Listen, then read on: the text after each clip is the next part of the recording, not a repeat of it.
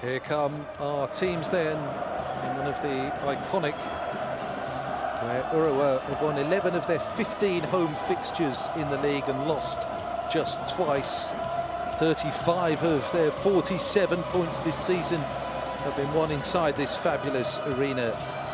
Kashima Antlers have been beaten 6 times on the road. It's certainly not away form that sustained their title challenge this year, since they were the reigning Japanese champions back in May 2017, the last time in Kashima. 3 changes for the Reds, all in forward positions further down the pitch. Marius Huybratton has played every minute of the league season. Danilo not far behind, having started all but 1 match. Likewise, Keito Yasui, one of the holding midfielders. Matthias Savio returns, having missed his first match of the season last week against Cerezo. Ryoma Watanabe and Yusuke Matsuo are the other players who return. The players those 3 replace, Nakajima, Sekine and Komori, all drop to the bench today.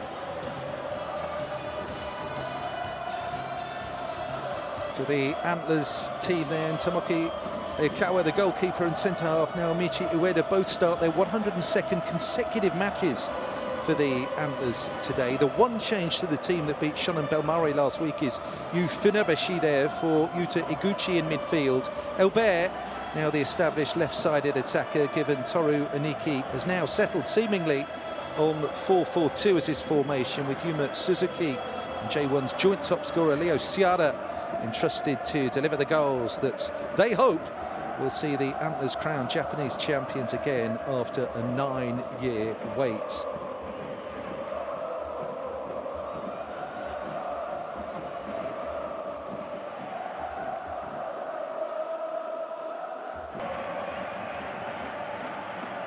Savio leaves it, and immediately Ayakawa called on to make the save. The bending effort round the wall. That was heading in, wasn't it? Ayakawa, lovely save.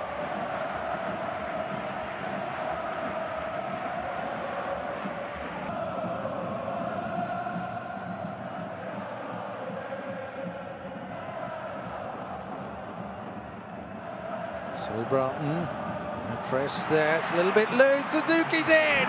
Oh, what a gift! The Antlers presented with the opening goal here in Saitama on a plate.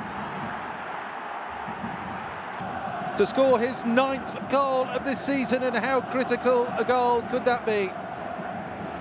Horrible touch for Nishikawa. And Suzuki is a player who's so alert most of the time that he doesn't need that kind of presentation. Super awareness to just pivot and sweep that home. That is a gift-wrapped goal for Toru Aniki's Kashima Antlers here in Saitama today. Little moments can twist the direction of the season. Gustafsson for Matthias Savio. Gustafsson pushes forward, plays in Watanabe! We look to squeeze the shot in between Ayakawa and the near post. Mark stop here from Tomoki Ayakawa. Gustafsson, assist maker this time for Ryoma Watanabe. That was squeezing in. Well played. Messing around outside from Shisaki.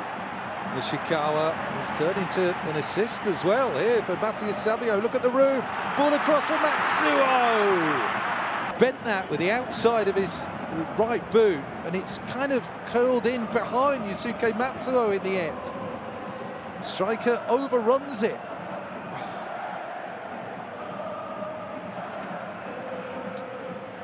It deserved better. It warranted better. The room Matthias Savio was in there.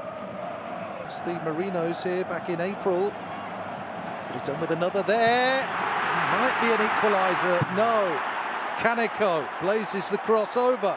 Not a problem creating chances, Urawa Reds here. Where's the finish? They're looking for one here. Brilliant play by Naganuma.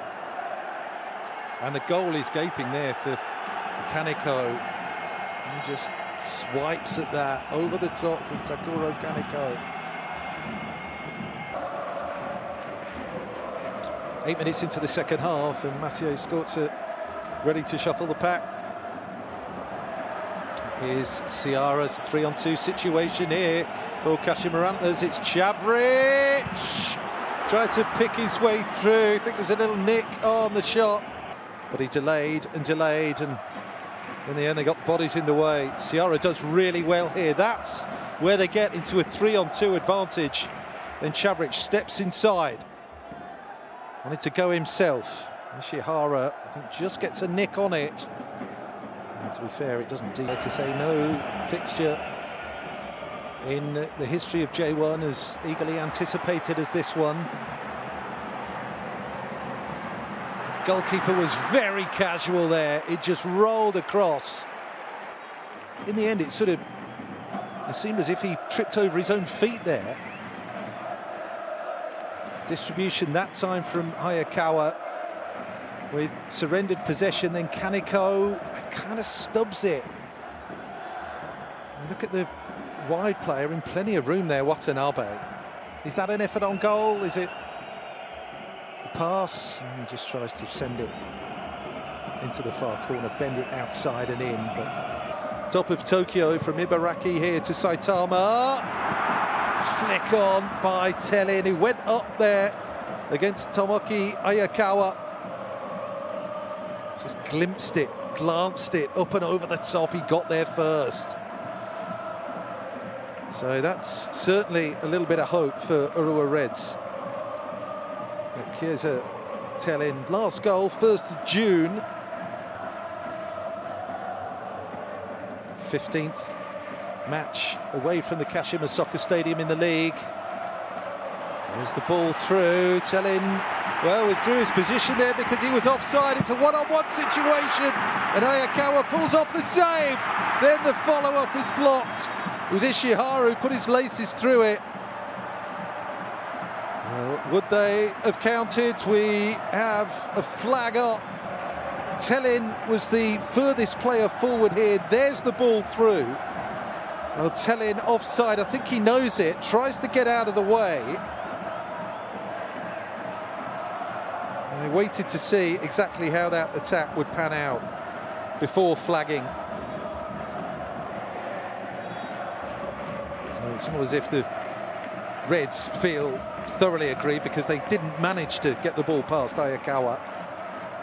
Here's Danilo. It's Danilo shaping up the shot. Deflection! Tellin! What a chance!